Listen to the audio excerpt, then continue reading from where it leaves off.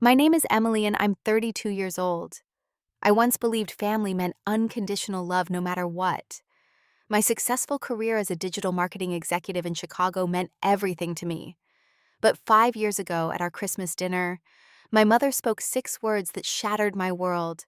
I wish you were never born. Those words cut deeper than any knife could. I left that night and took an action that changed everything she ever knew.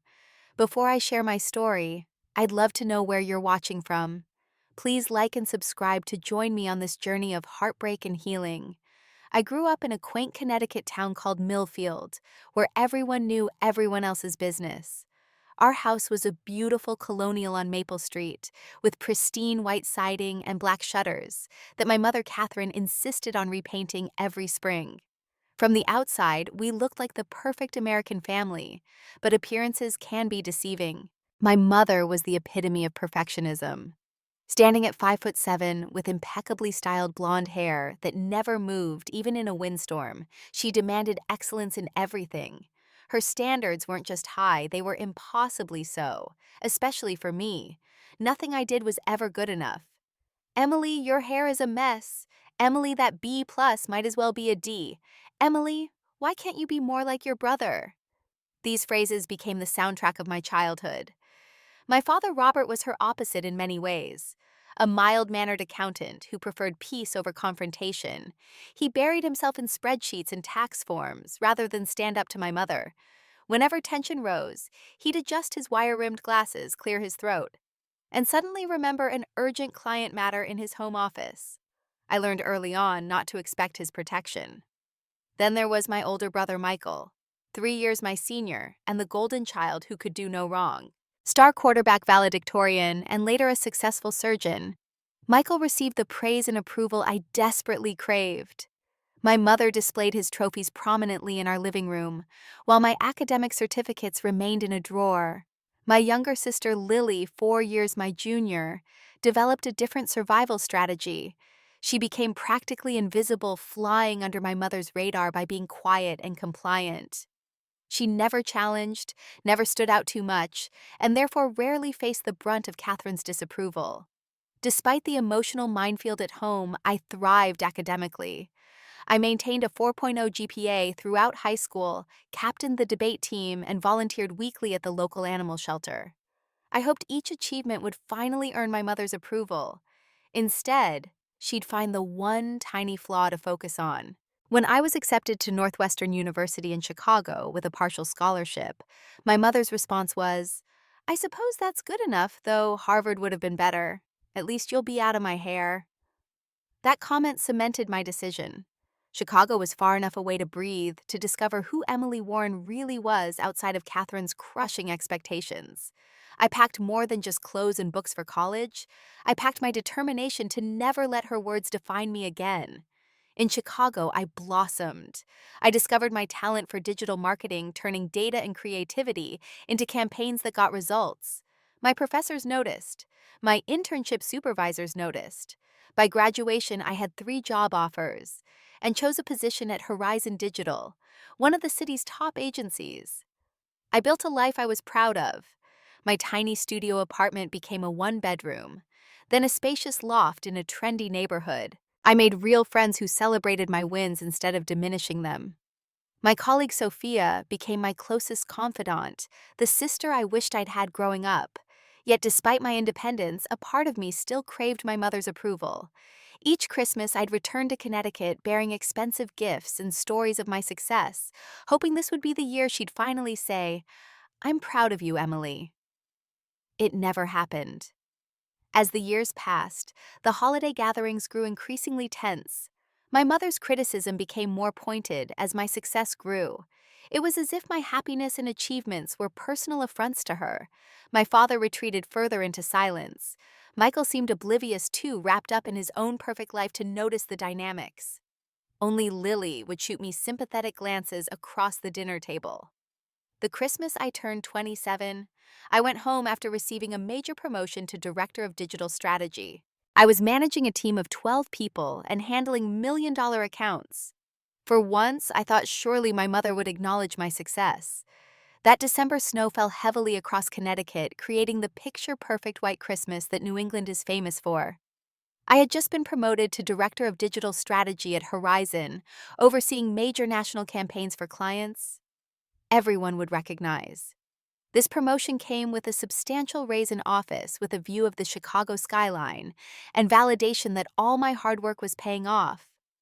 I was finally ready to share this news with my family, especially my mother. Maybe this time I thought she'd see that I was worthy of her pride. I spent weeks selecting the perfect gifts for everyone. For my dad, a rare first edition of his favorite author's work that I'd tracked down through a collector. For Michael, custom-engraved surgical tools with his name and a meaningful quote about healing. For Lily, a delicate necklace from a boutique designer she'd mentioned admiring. And for my mother, a limited edition Hermes scarf in her favorite shade of blue, accompanied by a spa package at the exclusive retreat she'd been hinting about for years. The day before Christmas Eve, I landed at Bradley International Airport and rented a car for the drive to Millfield. The familiar landmarks of my hometown brought a mixture of nostalgia and anxiety. I stopped at the local coffee shop Brewed Awakening, where I ran into Jamie Parker, my best friend from high school, who had stayed in town and now taught at our old school. "Emily Warren, look at you," Jamie exclaimed, pulling me into a warm hug. "City life clearly agrees with you." We caught up over lattes, and I shared my excitement about my promotion and my hopes for a positive reaction from my family. Jamie's expression shifted slightly. I don't want to dampen your spirits, but has your mom changed at all? Because the last time I saw her at the community center fundraiser, she was talking about Michael's accomplishments for 20 minutes straight. And when someone asked about you, she just said you were doing some internet thing in Chicago. My stomach tightened, but I forced a smile. She'll see this time. This isn't just some internet thing anymore. Jamie squeezed my hand. Just protect yourself, okay? Remember, you've built a great life regardless of what she thinks. Those words echoed in my mind as I pulled up to my childhood home.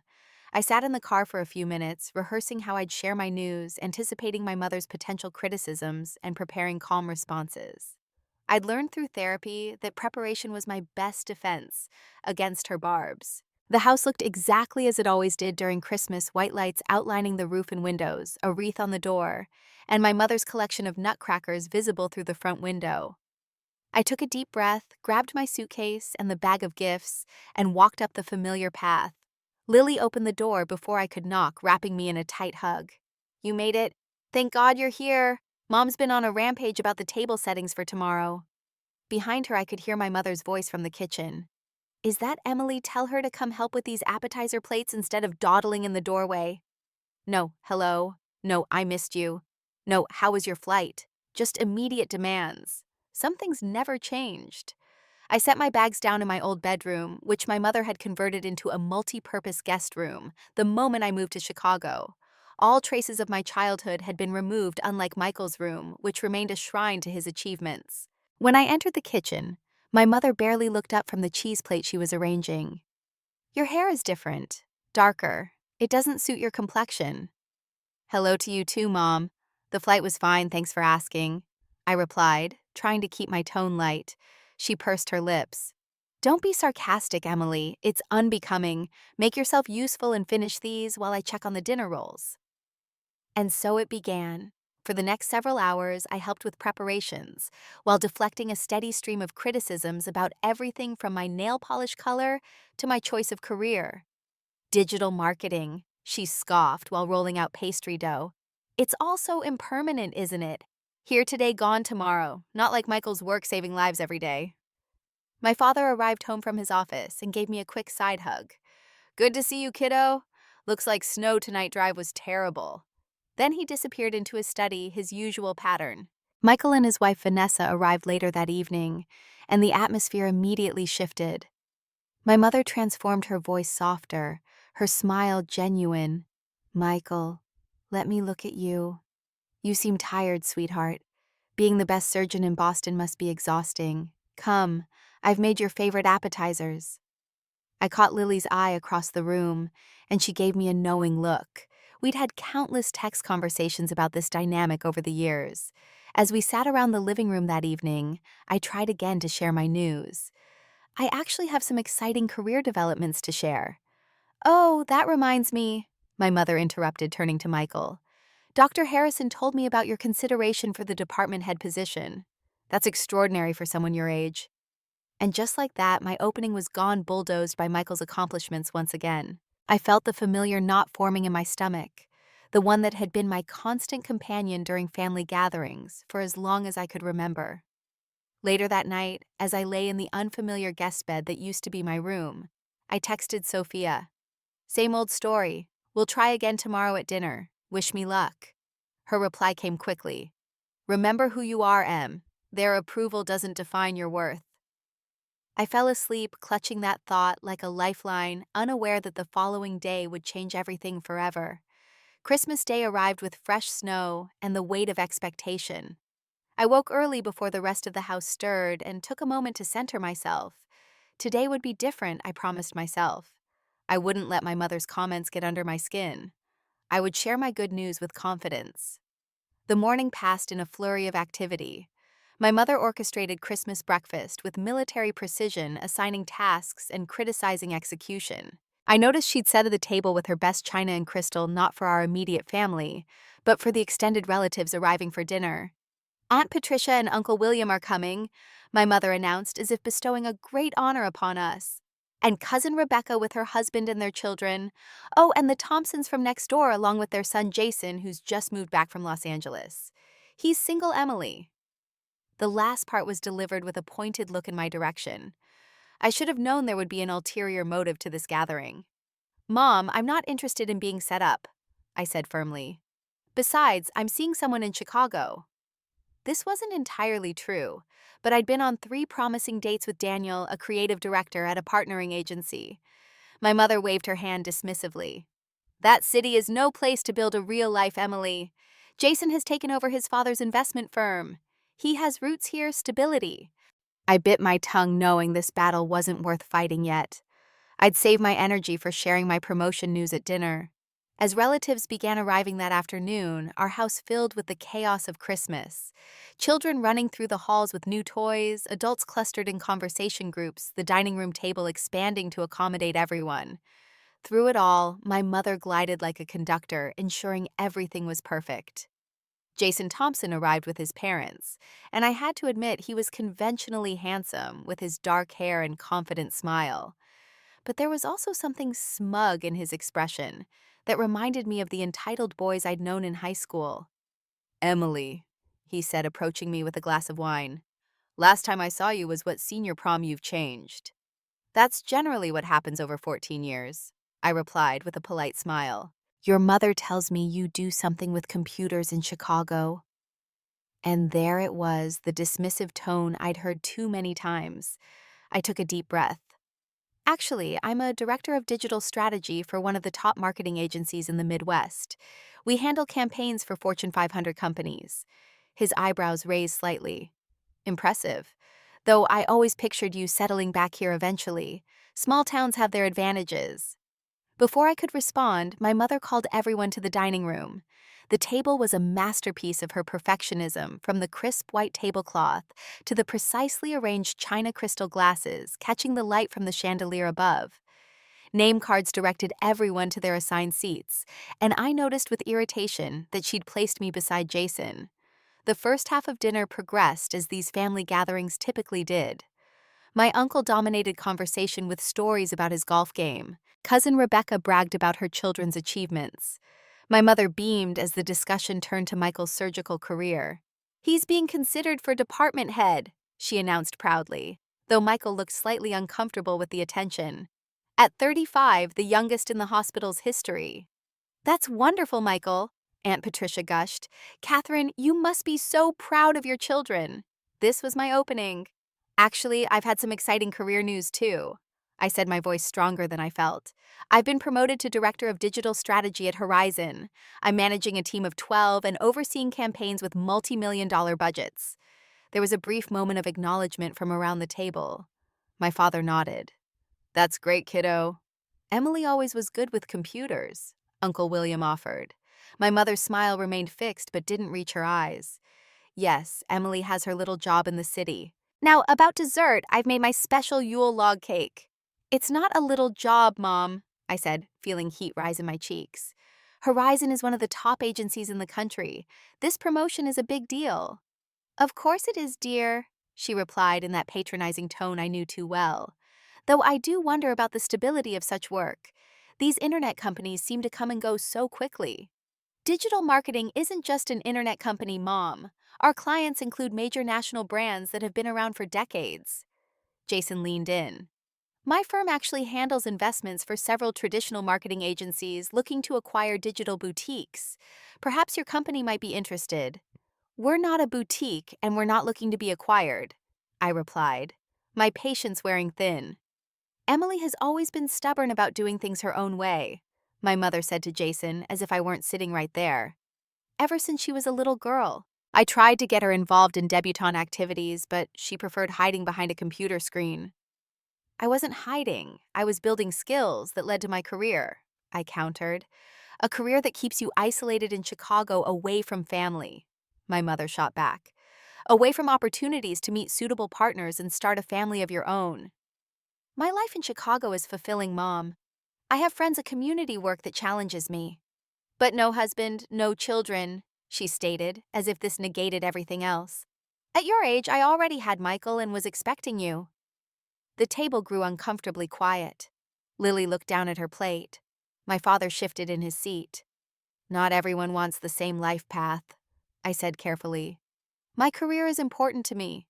More important than family, clearly, my mother said sharply. More important than giving me grandchildren before I'm too old to enjoy them. Catherine, my father warned quietly. No, Robert, it needs to be said. Emily comes home once a year, rejects every suitable man I introduce her to, including Jason here, who has a respectable career and family values.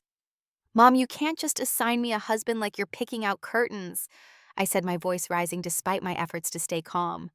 I'm an adult with my own life and choices. Choices that consistently disappoint this family, she snapped. That's not fair, I said, feeling tears threatening. I've worked incredibly hard to build my career. A career that no one in this family understands or values, she retorted. Michael saves lives. What do you do, Emily? Make people buy things they don't need. That's enough, Catherine, my father said more firmly. But my mother was on a roll now, years of disappointment pouring out. You've always been difficult, always fighting against everything I tried to do for you. I gave you every opportunity, and you threw it back in my face by moving halfway across the country. I moved to pursue my education and career, I defended. That's not rejecting you, that's growing up. It's selfishness, she countered. Pure selfishness. Jason has expressed interest in getting to know you better, and you can't even be bothered to have a civil conversation. Jason looked uncomfortable now. Mrs. Warren, really, it's fine. No, it's not fine, my mother insisted. Emily has always been like this, stubborn, defiant, ungrateful. The dining room felt suffocatingly small. Every eye was on us now, the Christmas dinner spectacle no one had anticipated. I am grateful for the opportunities I had, I said, trying to de-escalate, but I'm also proud of what I've built on my own. My mother's face contorted with anger. On your own, always on your own. That's your problem, Emily. You think you don't need anyone. You've rejected every value this family stands for. Mom, please, Lily interjected. It's Christmas. Yes, it's Christmas, my mother said, her voice rising further. The one time of year Emily graces us with her presence, only to remind us how little she cares about family traditions and expectations. I stood up, then unable to remain seated under the weight of her words. That's not true. I care about this family even when it feels like you don't care about me or what matters to me. The room fell silent as my mother slowly rose from her chair, her knuckles white against the tablecloth. Her next words came out measured and icy. If you cared about this family, you would have stayed closer to home. You would consider your father and me in your life decisions. You would make an effort with someone like Jason instead of chasing corporate titles in Chicago. Mom, that's not fair. Michael finally spoke up, surprising everyone. But she continued as if he hadn't spoken. Sometimes, Emily, when I think about all the sacrifices I made for you, all the opportunities I provided that you've thrown away, all the disappointment you've brought to this family with your selfish choices, I truly wish you were never born. The words hung in the air like shattered glass. Gasps came from around the table. My father called out, "Catherine," in shock, but I barely heard any of it through the roaring in my ears. I wish you were never born. The ultimate maternal rejection delivered in front of our entire extended family on Christmas Day. I stood frozen for a moment looking at the faces around the table. My father's horror, Michael's shock, Lily's tears, relatives shifting uncomfortably, not knowing where to look. And my mother's chin raised defiantly, not a hint of regret in her expression. Without a word, I placed my napkin on the table, turned, and walked out of the dining room. Behind me, I heard chairs scraping as people stood. My father calling my name, Lily sobbing. But I didn't stop. I grabbed my coat from the hall closet, slipped on my boots, and walked out the front door into the snowy night. My mother's words echoing with each step I took away from the only home I'd ever known. The cold hit me like a physical blow as I stepped outside. But it couldn't compare to the ice that had formed around my heart. Snowflakes melted on my heated cheeks as I fumbled for my car keys, my hands shaking so badly I dropped them in the snow. Behind me, the front door opened. "Emily, wait!" It was Lily, her voice breaking. "Please don't go. She didn't mean it." But I knew better. My mother had meant every syllable. Those words had been building for years, waiting for the right moment of maximum impact. And she'd chosen it perfectly in front of everyone who mattered to us. "I can't stay here, Lily," I said, finally retrieving my keys. "Not after that." Michael appeared behind Lily in the doorway. "Em, come back inside. It's freezing and we can talk about this." "There's nothing to talk about," I replied, my voice surprisingly steady despite the storm raging inside me. She finally said what she's always felt. My father pushed past them both, coming down the snowy path in his dress shoes. "Emily, please. Your mother is upset. You know how she gets when she's stressed about hosting." I looked at him, this man who had stood by silently for decades, while my mother's cruelty shaped my childhood. "This isn't about Christmas stress, Dad. This is who she is, who she's always been to me, and you've let it happen." His face crumpled, and for the first time I saw genuine regret in his eyes. But it was 32 years too late. "I love you all," I said, looking at Lily and Michael. "But I can't do this anymore." I got into my rental car and drove away from Maple Street for what I believed would be the last time. In my rearview mirror, I could see the three of them standing in the snow, growing smaller until they disappeared entirely. I drove aimlessly through town Christmas lights, blurring through my tears. Eventually, I found myself at the Holiday Inn Express off the highway. The young woman at the front desk took one look at my tear-streaked face and didn't ask questions as she processed my credit card and handed over a key card.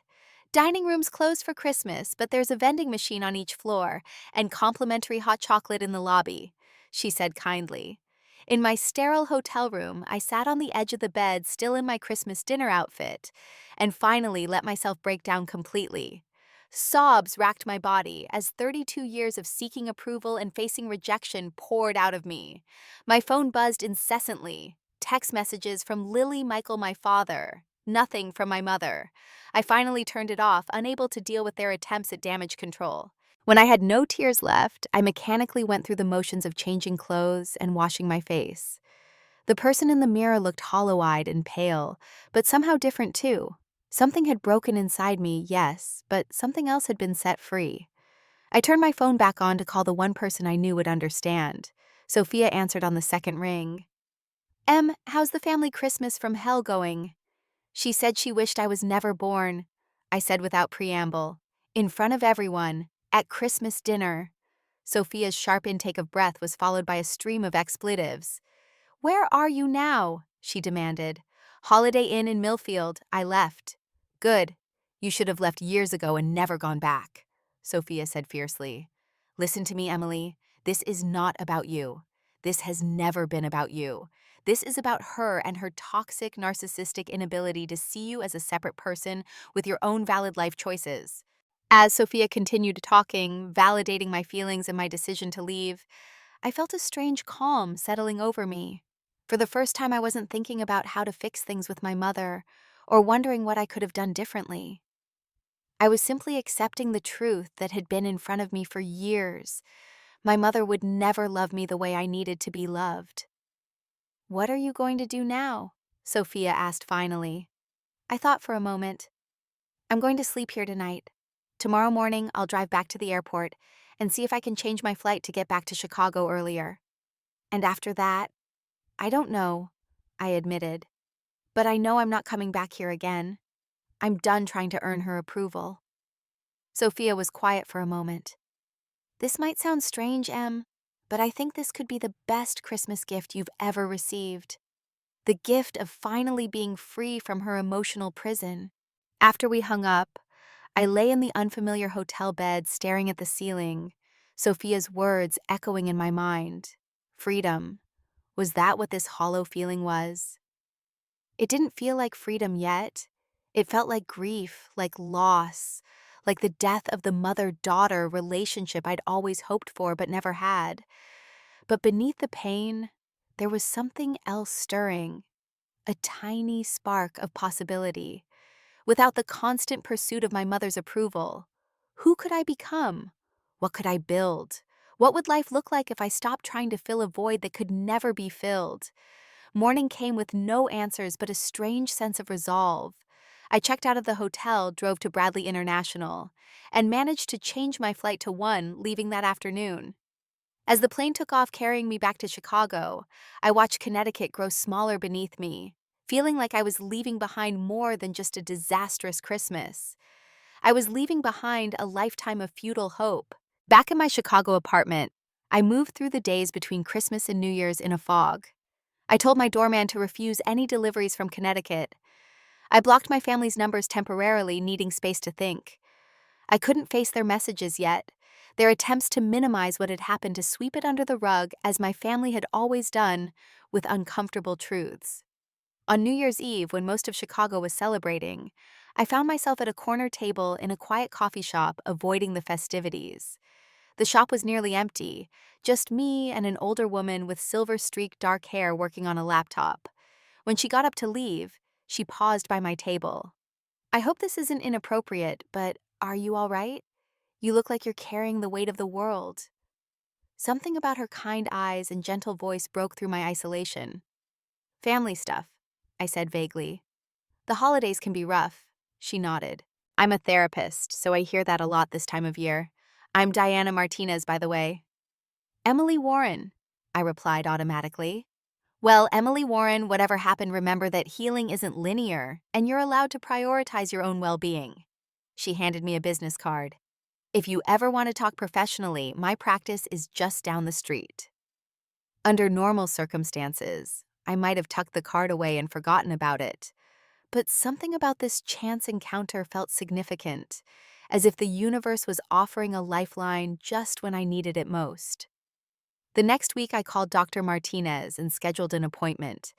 It was the first step on a journey that would eventually transform not just my life, but the lives of countless others who had heard those same devastating words from the people who should have loved them most. My first session with Dr. Martinez was uncomfortable. I sat stiffly on her navy blue couch, staring at the abstract painting on the wall behind her, struggling to articulate a lifetime of emotional neglect, culminating in those 6 devastating words. "I wish you were never born." That's a profound rejection. Dr. Martinez said, her voice neither pitying nor judging. "How are you caring for yourself right now?" The question caught me off guard. I'd expected to dive into my childhood, analyze my mother's behavior, discuss why she was the way she was. Instead, Dr. Martinez seemed focused on me, on my healing. "I'm not sure I am," I admitted. "I'm functioning, working, eating occasionally, but I feel disconnected." Over the following weeks, Dr. Martinez helped me identify the patterns that had shaped my life.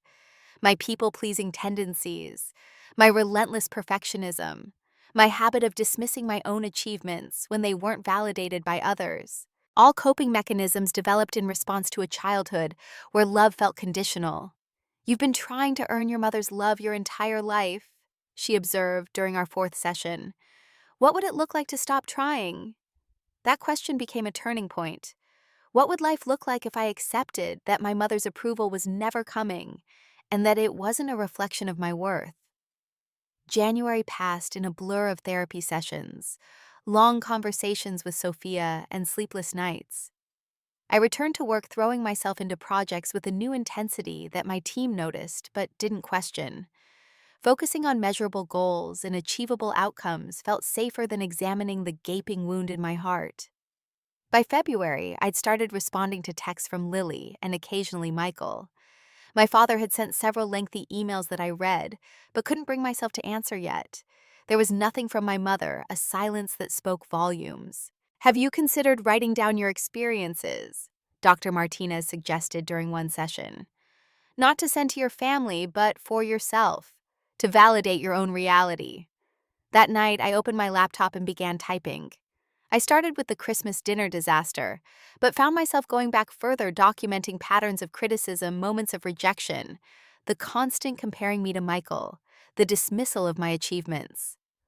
Once I started, the words poured out of me, filling page after digital page. Around the same time, I began researching my family history, curious if this pattern of maternal emotional abuse stretched back generations. My maternal grandmother had died when I was 12, and I had only vague memories of a stern woman who rarely smiled. My mother had rarely spoken about her own childhood. Through a series of calls to distant relatives and online genealogy searches, I discovered my grandmother had left behind a collection of diaries that had been stored in my great-aunt's attic for years. My great-aunt Meredith, now in her 80s, and the only one who seemed unsurprised by my mother's Christmas outburst, agreed to send them to me. Catherine was treated the same way by your grandmother, Aunt Meredith told me over the phone. It doesn't excuse what she said to you, but those diaries might help you understand. The Warren women have a legacy of harshness that needs to end. When the package arrived, I spent an entire weekend immersed in my grandmother's neat, precise handwriting. The diaries revealed a woman trapped in an unhappy marriage, taking out her frustrations on her daughter, my mother. The parallels were striking and heartbreaking. My grandmother's criticisms of my mother echoed almost exactly the words my mother had used with me. Eleanor continues to disappoint with her mediocre piano playing. If only she applied herself like Josephine next door. Eleanor's appearance continues to be a source of embarrassment. Her posture is atrocious despite my constant corrections. Sometimes I look at Eleanor and wonder how differently my life might have been without the burden of motherhood. I brought these discoveries to Dr. Martinez feeling a complicated mix of emotions. Does this mean I should forgive her? Because she was treated the same way. Understanding is not the same as excusing, Dr. Martinez said carefully. Your mother experienced trauma, yes, but as an adult she had choices about how to treat her own children. You can have compassion for her pain without accepting her treatment of you.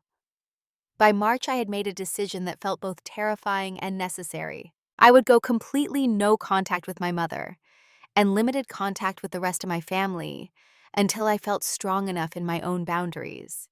I changed my phone number, keeping the new one private, except for sharing it with Lily, under the condition she wouldn't give it to our parents. I moved from my loft to a new apartment in a different neighborhood, a fresh start, in a space that had no associations with family visits or post-holiday depressions. I legally changed my middle name from Catherine to Grace, a small but significant step in reclaiming my identity. What you're doing isn't running away, Dr. Martinez assured me when I expressed guilt about these changes. It's creating necessary distance to heal. Sometimes the bravest thing we can do is walk away from relationships that harm us, even when those relationships are with family. As spring arrived in Chicago, bringing new life to the city after the long winter, I felt something shifting within me too. The rawness of my mother's rejection was still there, but it no longer defined every moment of every day. I was sleeping better, eating regularly again, reconnecting with friends I'd neglected during my post-Christmas isolation. One evening in April, while organizing files on my laptop, I stumbled across the document where I'd recorded my family experiences. On impulse, I created an anonymous blog titled, When Family Hurts Surviving Maternal Rejection, and posted a heavily edited version of my Christmas dinner experience, changing names and identifying details. I didn't expect anything to come from it. It was just another step in my healing process, putting my truth into the world without shame. I didn't even check for comments for several days. When I finally did, I was stunned. Dozens of people had responded, sharing their own stories of parental rejection of hearing those same devastating words or variations of them. I wish you were never born. You were a mistake. My life would be better without you. One comment in particular stood out. I thought I was the only one whose mother said those exact words. I've carried that shame for 20 years, telling no one. Thank you for helping me feel less alone. Something clicked into place. My marketing brain recognized the power of shared experiences, of creating community around common pain points. But this was more than marketing. This was potentially healing, not just for me, but for others. With Dr. Martinez's encouragement, I continued writing, sharing more of my experiences and insights from therapy. The blog grew rapidly, reaching thousands of readers within weeks. I started a private Facebook group for adult children of emotionally abusive parents, which quickly swelled to hundreds of members sharing resources and support. Around this time, I also received an unexpected letter from my maternal grandmother's sister, Aunt Meredith, who had sent me the diaries. The letter contained shocking information. My grandmother had established a trust for each of her grandchildren, but my mother had kept this information from me while allowing Michael to access his portion years ago. I've always suspected Catherine was withholding this information from you, Aunt Meredith wrote. As the executor of your grandmother's estate, I can confirm that you are entitled to approximately $475,000, which has been accruing interest since your 25th birthday. I've enclosed the contact information for the family attorney. This revelation hit me like a thunderbolt. Not only had my mother emotionally rejected me my entire life, but she had also deliberately kept me from an inheritance that was rightfully mine. An inheritance that could have helped launch my career, or bought my first apartment instead of struggling with Chicago rent for years. After consulting with the family attorney and confirming Aunt Meredith's claims, I was faced with a decision. I could use this money to further my own career, perhaps start my own agency as I'd always dreamed, or I could do something completely different. The idea came to me during a therapy session. What if I use this money to help others who've experienced what I have? What if maternal rejection became my mission instead of just my wound? Dr. Martinez smiled. That sounds like transforming pain into purpose. What exactly are you thinking?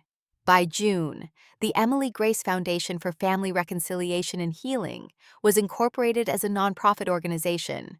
Its mission to provide therapy resources and community for adult children of emotionally abusive parents. The timing was deliberate, coinciding with the 6-month anniversary of that fateful Christmas dinner. Using my marketing expertise, I created a powerful online presence for the foundation, complete with resources, testimonials, and forums for support. I partnered with therapists, including Dr. Martinez, to offer subsidized counseling services. I developed educational materials about emotional abuse healing and setting healthy boundaries. The Foundation's first public event was scheduled for June 25th, exactly 6 months after Christmas. We organized a conference called Breaking the Cycle: Healing from Parental Rejection at a downtown Chicago hotel. I expected perhaps 50 attendees, over 200 registered. Local media picked up the story. A reporter from the Chicago Tribune interviewed me about the foundation, my own experiences carefully anonymized, but still authentic. The article ran with the headline, "From Personal Pain to Public Purpose, Chicago Woman Transforms Family Trauma into Healing Mission." What I didn't expect was for the story to be picked up by newspapers in Connecticut, including the Millfield Gazette. I hadn't used my real name in media interviews, appearing only as Emily G., founder. But Millfield was small enough that people could connect the dots, especially given the timing and the Christmas dinner reference in the Tribune article. The foundation was barely 3 months old when my carefully constructed separation from my family began to crumble. The wall I had built between my new life and my old one was about to come tumbling down, bringing with it both challenges and unexpected opportunities for genuine healing. It was a sweltering July afternoon in Chicago when my office phone rang with a Connecticut area code. My heart jumped to my throat. For 6 months, I'd maintained my boundaries, communicating only occasionally with Lily and sometimes Michael. My father's emails had gone unanswered. My mother's silence had remained unbroken. Emily Warren speaking. I answered, professionally grateful that years of client calls had trained me to keep my voice steady regardless of internal turmoil. Emily, it's Dad. I closed my eyes, gripping the edge of my desk. How did you get this number?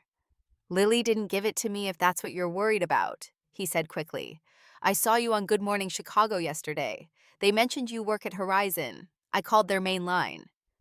I'd done the interview to promote the Foundation's upcoming workshop series, never considering it might create a link back to my family. A rookie mistake for someone in marketing. What do you want, Dad? I asked, neither hostile nor welcoming. He was quiet for a moment. I saw what you're doing with the Foundation. The article in the Tribune made its way to Millfield. People are talking. Of course they were. Small towns thrived on gossip, especially about former residents airing family grievances, however anonymized. I'm not using anyone's real names, I said defensively. The Foundation's work is about healing, not blame. I know that, kiddo. That's not why I'm calling. He took a deep breath. I'm calling because I'm proud of you.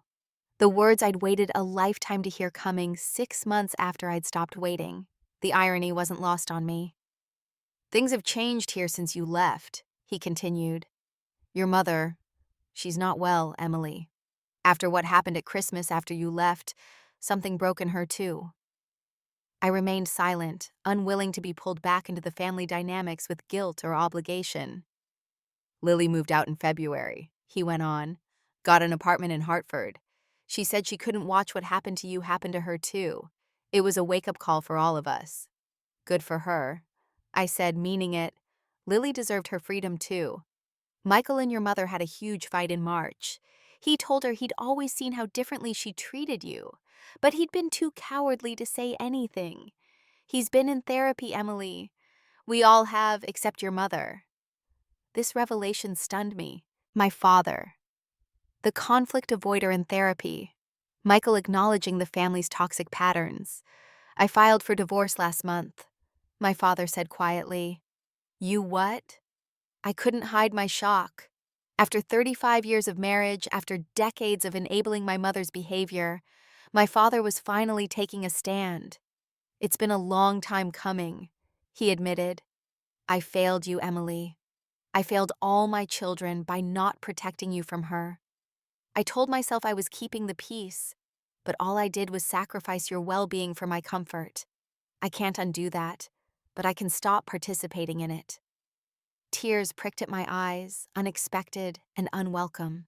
I'd spent months in therapy processing my anger at my father's passivity, his failure to intervene, his tacit approval of my mother's treatment. I wasn't prepared for his acknowledgement, his regret. What does she say about all this? I asked, despite myself. She blames you, he said honestly. Says you've turned the family against her. She doesn't see her part in any of it. This wasn't surprising. In my mother's narrative, she was always the victim, never the perpetrator. I'm not calling to guilt you into reconciliation, my father continued. You've built something important, both with your career and this foundation. I just thought you should know that your leaving changed things here. It forced us all to look at patterns we'd been ignoring for years. After the call ended, I sat at my desk for a long time processing this new information. My carefully constructed separation between past and present was blurring. The actions I'd taken for my own healing were creating ripples I hadn't anticipated. Over the next few weeks, I cautiously reopened lines of communication with my father and siblings. Lily visited Chicago in August, staying in my guest room, and attending one of the Foundation's support groups. She shared more details about the family implosion that had followed my departure.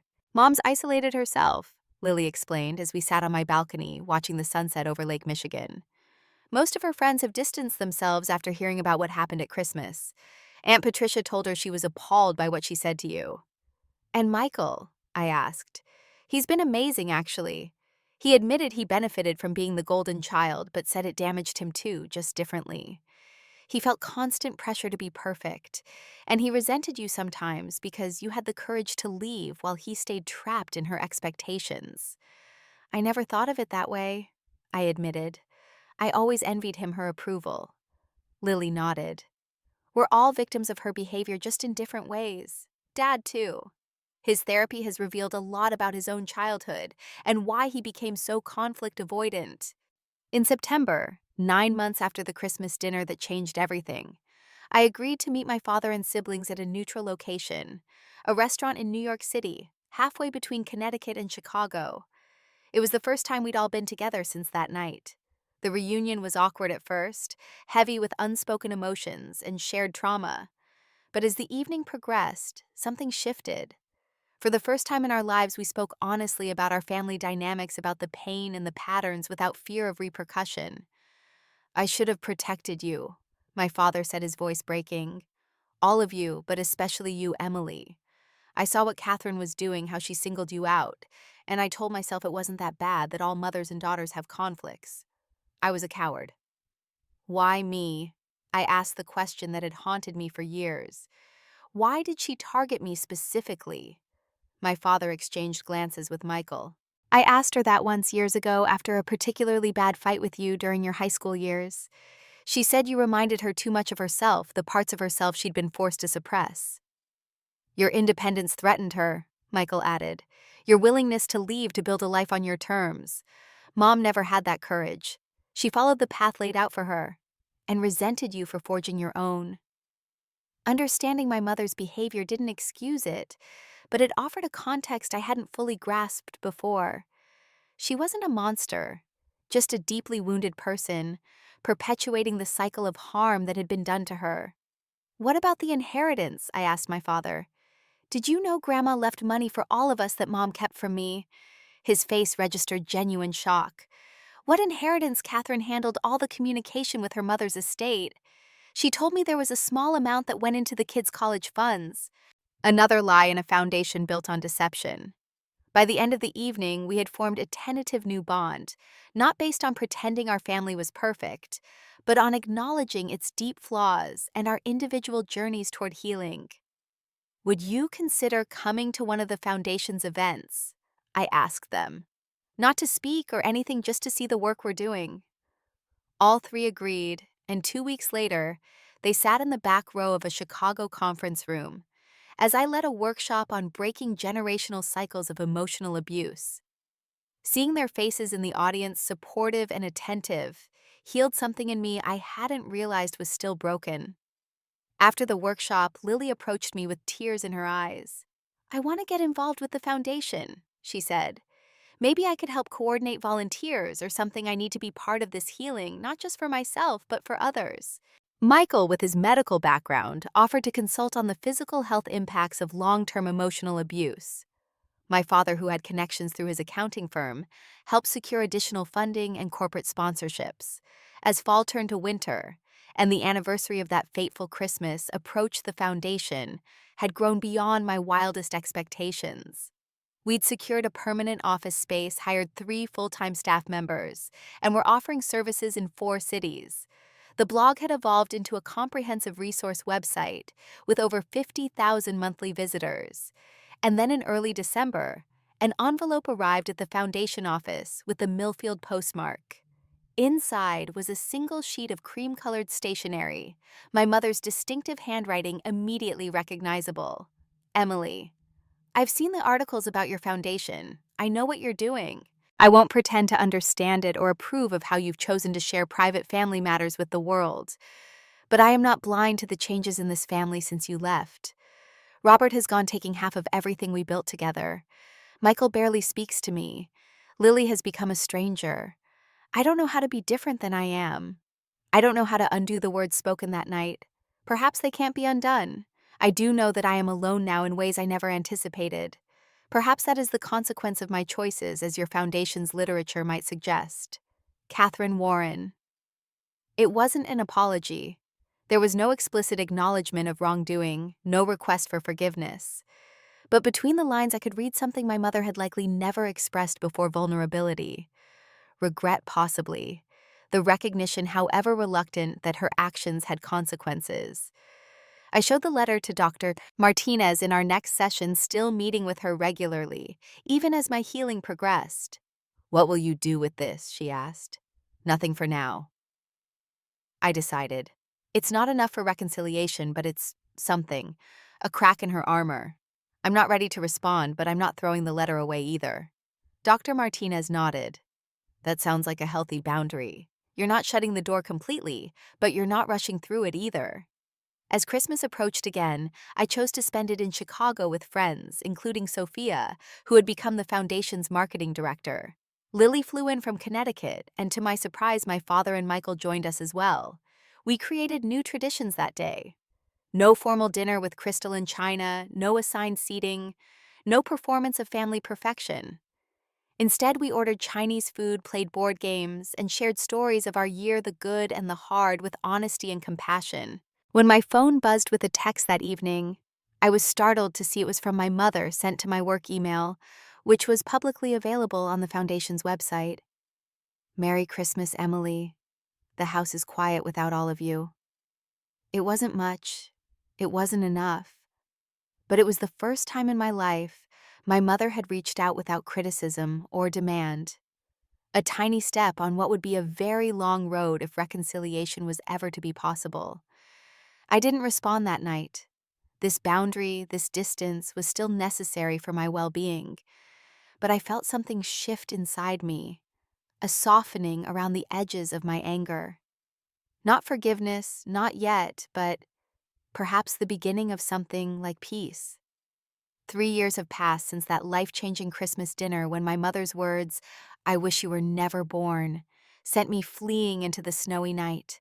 3 years of therapy, growth, boundary setting, and building something meaningful from the ashes of family trauma. Today, the Emily Grace Foundation operates in 12 cities across the country, offering support groups, therapy, scholarships, educational resources, and community for adult survivors of family emotional abuse. We've helped thousands of people recognize toxic patterns, set healthy boundaries, and begin their own healing journeys. My own healing hasn't been linear. There have been setbacks, moments when grief ambushes me unexpectedly, days when anger flares hot and fresh. Dr. Martinez, who is now the Foundation's clinical director, reminds me that healing isn't about never feeling pain again. It's about developing the tools to move through it without being consumed. My relationship with my family has evolved in ways I never could have predicted. My father, now divorced and living in a condo in Hartford, volunteers weekly at the Foundation's Connecticut office. He speaks openly about his role as an enabler and helps other partners and parents recognize similar patterns. His courage in facing his own complicity has earned my respect and rebuilt our relationship on more honest ground. Lily has blossomed since breaking free from our mother's influence. She returned to school for a degree in social work and now coordinates the Foundation's support group program. Michael divides his time between his surgical practice and consulting for the Foundation on trauma-informed medical care. We've formed a sibling bond that's stronger than anything we had growing up, built on mutual respect and shared healing rather than competition for our mother's approval.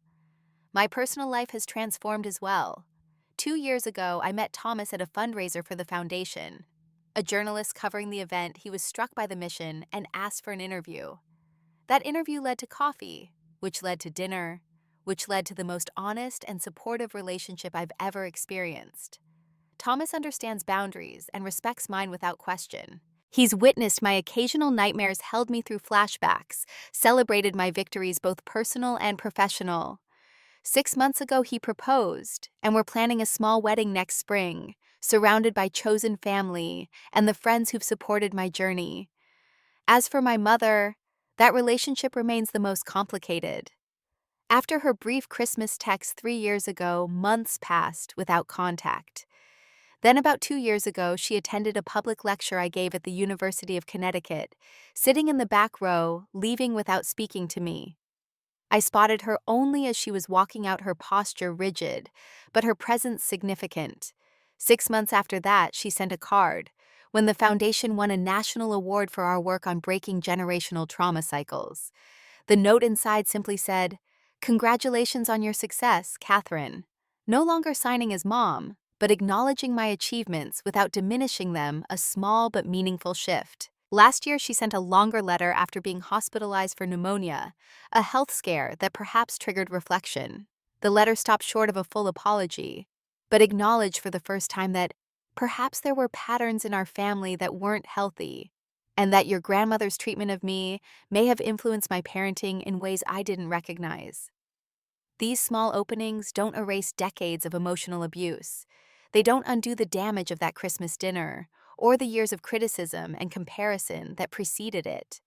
I maintain firm boundaries with her, limiting contact to occasional emails and carefully worded cards on major holidays. Will we ever fully reconcile? I don't know.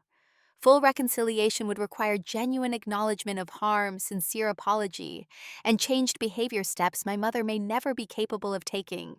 But I've made peace with that uncertainty, no longer defining my worth by her acceptance. The inheritance money that funded the foundation's launch has been replenished many times over through grants, donations, and corporate partnerships. What began as a response to personal pain has grown into a movement larger than myself, touching lives across the country and even internationally through our online resources. Sometimes I still marvel at the journey from that snowy Christmas night to where I stand today. In my darkest moment, fleeing my childhood home, with my mother's cruel words ringing in my ears, I could never have imagined that rejection would ultimately lead to such purpose and fulfillment. The lesson I've learned, the message I share through the Foundation's work is this: sometimes the family we create is more important than the one we're born into. Sometimes walking away isn't giving up, but the first step towards something better. Sometimes the words meant to destroy us become the catalyst for our greatest strength. I no longer wish my mother had never said those words. As painful as they were, they finally freed me from the endless cycle of seeking approval I could never earn. They pushed me to build a life based on my own values rather than others' expectations. They connected me with thousands of others who have heard similar words from those who should have loved them most. If you're watching this and my story resonates with you, please know you're not alone. The words spoken to you by family don't define your worth. You can build a life of meaning and connection, even after profound rejection. You can transform your pain into purpose. I'd love to hear your thoughts in the comments below. Has family rejection shaped your life? Have you found ways to heal from hurtful words? What boundaries have helped you on your journey? Please like and subscribe to support this channel, and share this video with someone who might need to hear that they're not alone in their experience of family pain. Remember, healing is possible, and you deserve to find peace with or without reconciliation. Thank you for listening to my story.